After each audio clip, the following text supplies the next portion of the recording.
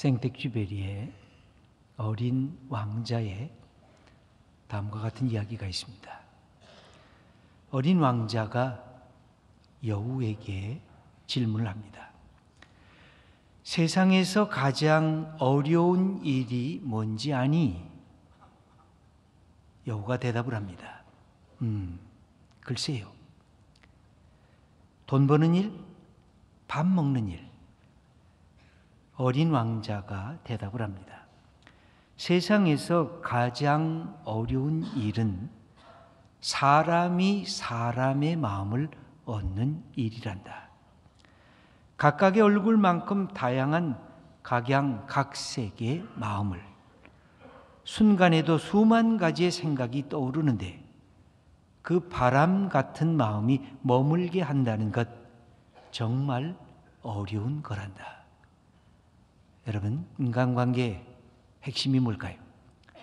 사람의 마음을 어떻게 얻을 수 있는가?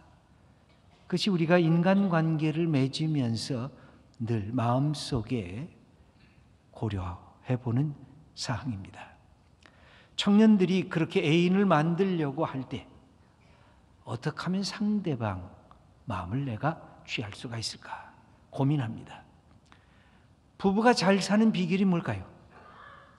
아내의 마음을 얻고 남편의 마음을 얻을 수가 있다고 하면 그 부부는 행복한 부부일 것입니다.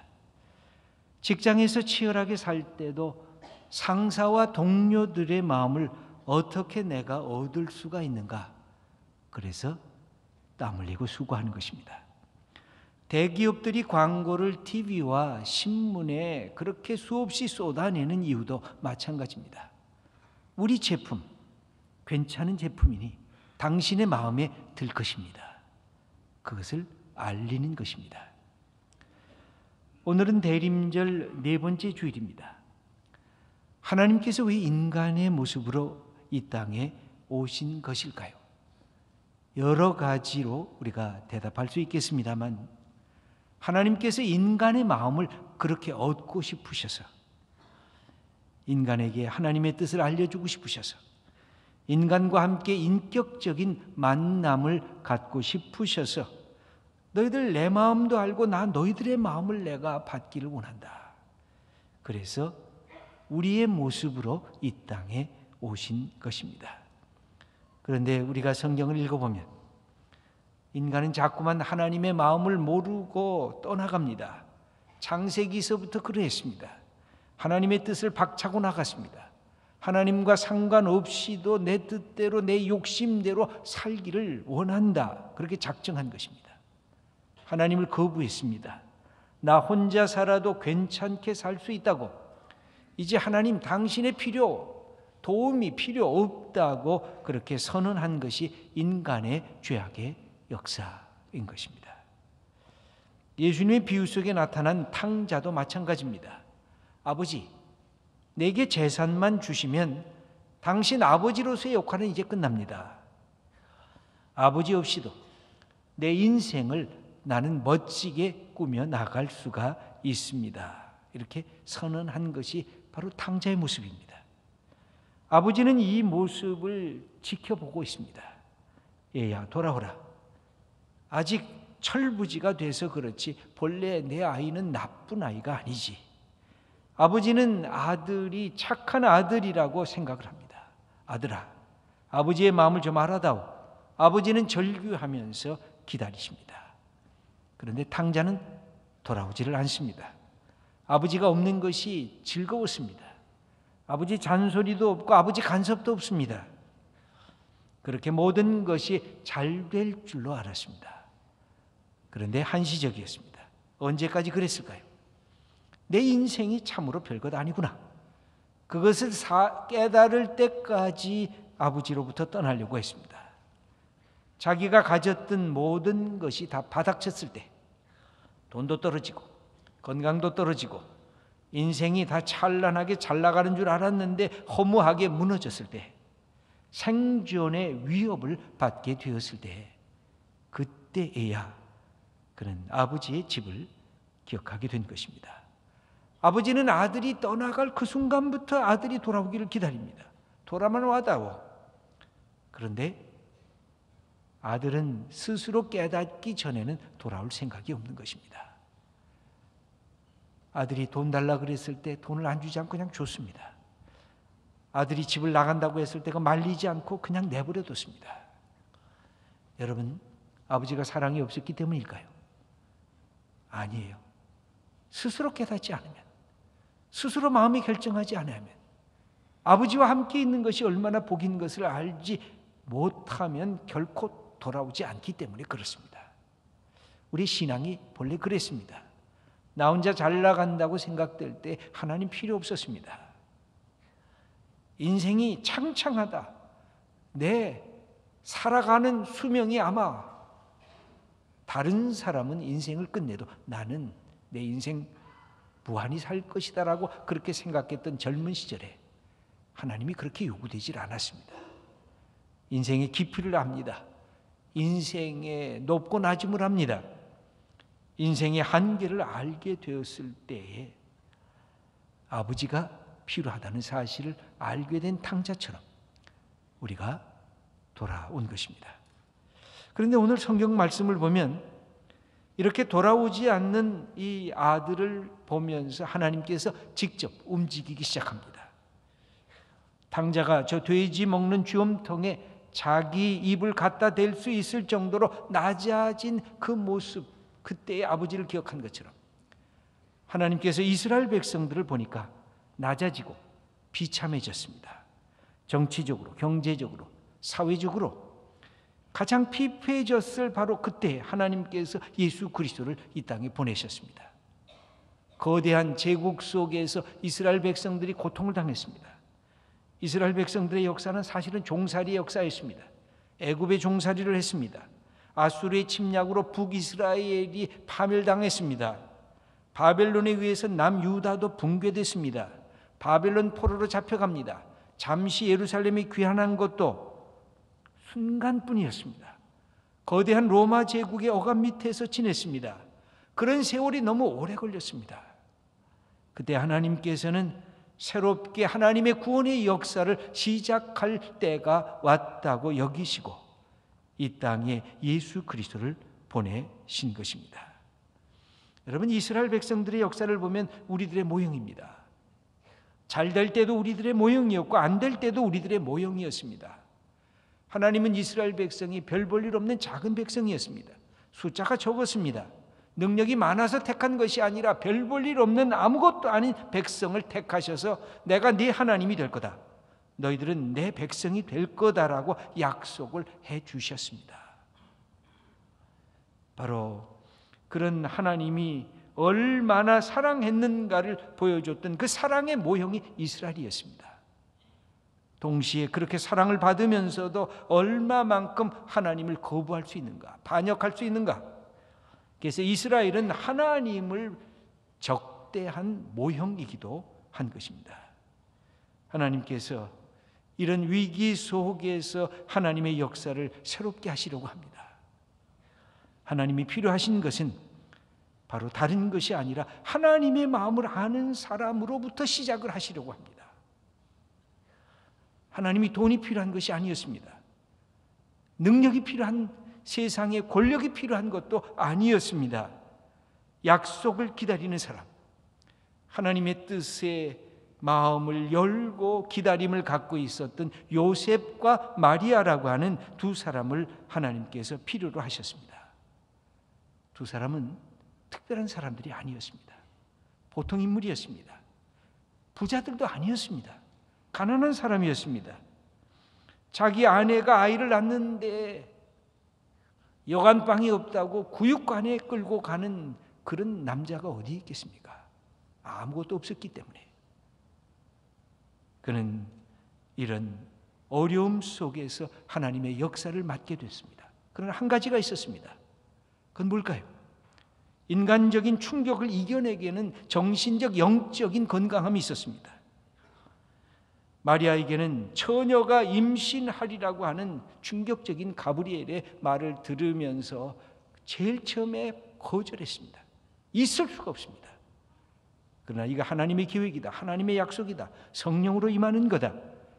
그렇게 천사가 마리아에게 말씀했을 때 그는 말씀을 받을 준비를 하기 시작합니다. 여러분, 요셉도 그랬습니다. 약혼한 아내가 자기하고는 상관없이 아이를 낳게 됐다고 했을 때 그는 놀랐습니다. 이 여인과 내가 더 이상 만나서는 안 되겠다고 끊으려고 했습니다. 그런데 하나님의 천사의 음성을 듣게 됐을 때 요셉도 마음으로부터 용납하는 신앙을 갖게 되었습니다. 하나님은 바로 이런 믿음의 사람을 사용하셨습니다. 하나님께서 이 믿음의 사람을 통해서 우리에게 보여주시려고 했던 하나님의 소원은 뭘까요? 하나님의 소망이 뭘까요? 하나님은 인간의 마음을 얻고 싶어 하시는 겁니다. 우리와 사귀고 싶어 하십니다. 하나님은 이 땅에 오시는 것이 지배하고 억누르고 벌주려시는 것이 아니셨습니다. 인간이 얼마나 사랑스럽고 소중한 존재인지를 가르치기를 원하셨던 것입니다. 여러분, 우리가 구약과 신약에 나타난 하나님의 그 마음, 그것을 알아야 우리의 신앙이 얼마나 귀하고 얼마나 이것이 내가 간직해야 할 것인가 하는 것을 우리가 깨닫게 될 것입니다. 여러분, 연애해 본 경험이 있으시죠? 사랑하는 사람을 만나면 가슴이 뜁니다. 같이 있으면 너무 좋습니다. 헤어지면 보고 싶습니다. 또 그립습니다. 그래서 함께 있고 싶어서 결혼하지 않으셨습니까? 결혼식 날이 기억이 납니까? 신랑이 사랑하는 신부가 너무 예뻐서 너무 보고 싶어서 또 보아도 좋았던 그 마음, 그것이 신랑의 마음 아닙니까? 저는 성경을 읽다가 하나님이 나를 사랑한다는 그 표현이 너무 실감나서 참 하나님이 나를 이렇게 사랑하실까? 내가 그렇게 소중한 존재일까? 그렇게 감격했던 기억이 있습니다. 아니, 지금도 그렇게 해보려고 끊임없이 하나님이 나를 그렇게 사랑하신다고. 인간들의 신랑과 신부의 사랑은 그렇게 열정적으로 하다가 어느 순간에 멈추는데 하나님께서는 지금도 나를 그렇게 사랑하시는구나. 여러분, 이사야 62장 5절에 보면 하나님이 당신의 사랑을 이렇게 표현하고 계십니다. 표현이 너무 멋지지 않습니까? 신랑이 신부를 기뻐함 같이 네 하나님이 너를 기뻐하시리라. 여러분, 신부 만나기를 얼마나 고대하는 신랑이 하나님께서 우리를 그렇게 사랑하고 그렇게 보기를 좋아하신다는 것입니다. 사랑에 푹 빠진 신랑이 신부가 너무너무 사랑스러워서 넋놓고 바라보는 그 모습처럼 하나님께서 우리 믿음의 성도들을 한 사람 한 사람을 그렇게 바라보고 계신다는 것입니다. 이게 복음입니다. 이게 은혜입니다. 이게 하나님의 마음입니다. 스바냐서 3장 17절을 보면 그런 말씀이 나옵니다. 우리 함께 읽어보겠습니다. 그가 너로 말미암아 기쁨을 이기지 못하시며 너를 잠잠히 사랑하시며 너로 말미암아 즐거이 부르며 기뻐하시리라. 하나님이 우리를 보면서 노래 부른다는 겁니다. 우리를 보면서 기쁨에 충만해져 있다고 하는 그 말씀입니다. 눈물겹도록 우리 인간을 사랑하시는 하나님의 모습을 성경은 이렇게 절절하게 그려주고 있습니다. 여러분, 이 하나님께서 마리아와 요셉을 통해서 우리에게 찾아오셨습니다. 이걸 가르쳐 주려고. 그런데 왜 하필이면 마리아일까요? 왜 하필이면 요셉일까요? 왜 하필이면 그 낮고 낮은 말구일까요? 왜 별 볼 일 없는 이런 사람들을 통해서 하나님께서 이 세상에 찾아오셨을까요? 한 가지입니다. 하나님이 인간이 지는 삶의 문제에 동참하기를 원하셨던 것입니다. 인간의 절망, 인간의 아픔, 인간의 슬픔, 인간의 가난, 인간의 죽음에 참여하시기를 원하셨습니다. 보통 사람들이 힘들어하고 신음하고 탄식하는 그 사람들의 연약함에 하나님이 연대하시기를 원하셨던 것입니다.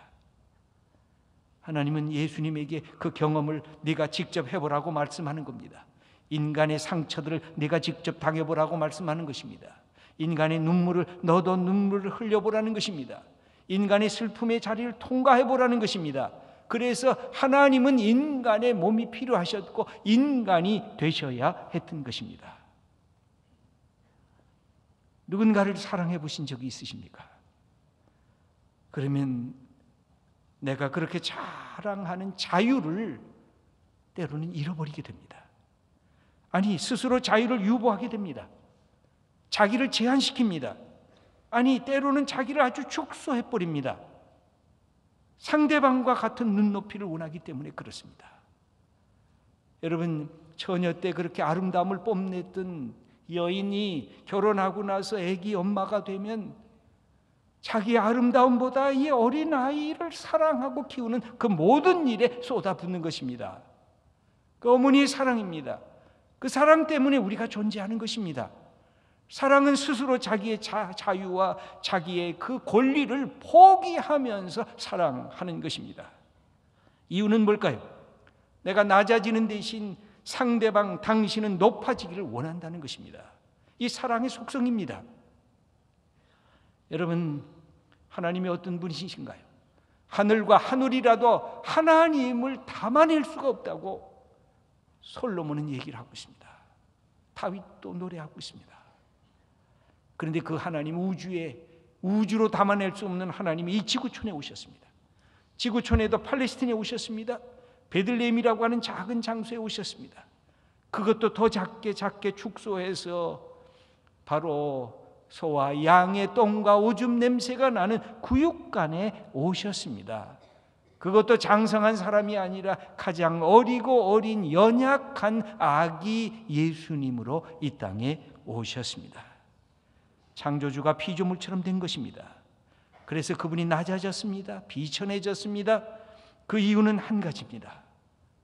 우리를 높이기 위해서, 슬퍼하는 우리에게 기쁨을 주시기 위해서, 나 몰라라, 내 인생 아무것도 아니라고 내 인생 쓰레기처럼 생각하는 사람들에게 너는 소중한 존재야, 이 사실을 가르쳐 주기 위해서 하나님께서 예수님을 이 땅에 보내주신 것입니다. 여러분, 인간을 가장 슬프게 하는 것이 뭘까요? 아마 여러 가지가 있을 것입니다. 그런데 그 중에 가장 중요한 것 하나가 외로움일 것입니다. 여러분, 허허벌판에 홀로 서 있는 외로움 경험해 보셨죠? 아무도 내 곁에 없는 것, 아무도 내게 관심이 없는 것, 아무도 나를 위로해 줄 자가 없는 것, 누구도 나를 사랑해 주는 자가 없는 것, 내가 그렇게 믿었던 모든 것들이 나를 다 배반하는 것, 그래서 내 인생 참으로 이 살만한 가치가 있는 존재인가? 별 볼 일 없이 쓸모없이 쓰레기처럼 버려져야 할 존재인가?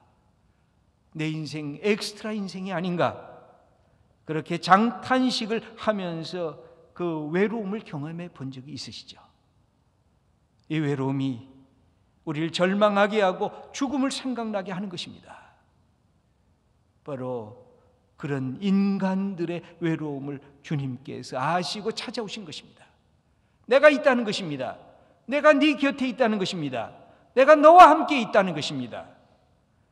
너는 아무것도 아닌 존재가 아니라 값지고 소중한 존재란다. 네가 사랑받아야 할 존재고 사랑스러운 존재라고 우리들에게 다가오시면서 내가 너와 함께 한다고 하는 이 위대한 하나님의 약속이 우리에게 주어진 것, 바로 예수 그리스도 그분 때문입니다. 마태복음 1장 23절 말씀을 우리 한번 함께 읽겠습니다. 보라, 처녀가 잉태하여 아들을 낳을 것이요 그의 이름은 임마누엘이라 하리라 하셨으니 이를 번역한즉 하나님이 우리와 함께 계시다 함이라. 바로 하나님이 함께 계시다는 것. 여러분, 예수님이라는 이름은 구원자라는 뜻입니다. 그런데 예수님의 또 다른 이름이 임마누엘입니다. 구원자와 임마누엘이 도대체 무슨 관계가 있는 것일까요? 여러분, 어린아이를 생각해 보면 쉽게 우리가 이해가 됩니다. 어린아이가 이 땅에 태어났는데 엄마가 죽었습니다. 아버지가 없습니다. 이런 아이를 고아라고 말합니다. 가장 불쌍한 것입니다. 사랑해 줄 사람이 없습니다. 혼자인 것입니다. 그것은 이 어린아이에겐 파멸입니다. 그러나 어린아이 옆에 사랑스러운 어머니가 있습니다. 아버지가 있습니다. 이 어린아이에게는 그것이 구원이요, 그것이 생명이요, 그것이 은혜요, 그것이 축복인 것입니다. 우리 사람들도 마찬가지입니다. 하나님이 없으면 그것이 파멸이요, 그것이 심판입니다. 하나님이 우리와 함께 계시면 그것이 생명이고 그것이 구원이고 그것이 은총인 것입니다. 하나님께서 우리에게 다가오시면서 말씀하십니다. 내가 너와 함께 하겠다고 하는 말씀입니다. 여러분, 우리가 예수님의 이름을 부르셔야 돼요. 예수님하고 부르셔야 돼요. 그분이 바로 하나님의 아들이고 그분이 바로 하나님이 함께 계시는 실체이고 증거이라는 거 하는 것입니다. 하나님이 어디 있느냐? 바로 예수님 안에 계십니다. 하나님이 무엇을 했느냐? 바로 예수님이 우리를 위해서 이 땅에 오셔서 사시고 십자가에 죽으실 정도로 우리 모두를 사랑하신 것입니다. 이게 복음입니다. 임마누엘이신 하나님이 우리에게 주시는 약속이 도대체 뭘까요? 얘야, 너는 아무것도 아닌 별 볼 일 없는 존재 아니야. 너는 인생의 엑스트라가 아니야. 너는 네 인생의 주인공이야. 내가 너와 함께하는 소중한 복된 존재야. 이것이 바로 성탄절 주님께서 이 땅에 오신 이유인 것입니다. 또 하나가 있습니다. 너 무엇을 의지하면서 인생을 지금까지 살았냐? 돈이 내 인생의 목표더냐? 지위와 세상의 명예와 권력이 내 인생에 가야 할 목표더냐? 네가 사람을 얼마나 많이 의지했느냐? 그런데 너처럼 흔들리지 않더냐? 거기에 네 인생의 신뢰를 두면 네가 얼마나 인생의 슬픔과 고난 속에서 멈춰섰느냐? 이제는 하나님을 의지해라. 이제는 하나님을 신뢰하라. 이제는 아들까지 주신 바로 하나님이 너와 함께 하신다는 그 사실을 믿고 내 인생을 새롭게 시작하라고 우리들에게 말씀하시는 것입니다. 내 고개 숙인 머리를 이제는 고개를 쳐들라. 내 움츠러든 가슴을 펴고 이제는 주님과 함께 당당하게 세상 향해 나가라고 우리들에게 초청하시기 위해서 하나님께서 예수 그리스도를 이 땅에 보내주신 것입니다. 예수 그 이름, 바로 우리와 함께 계시는 임마누엘 하나님이십니다. 우리의 평생 이 예수님과 함께, 우리와 함께 계신 하나님과 함께 인생을 새롭게 열어가는 우리 귀한 믿음의 성도님들 다 되시기를 축원합니다. 기도드리겠습니다.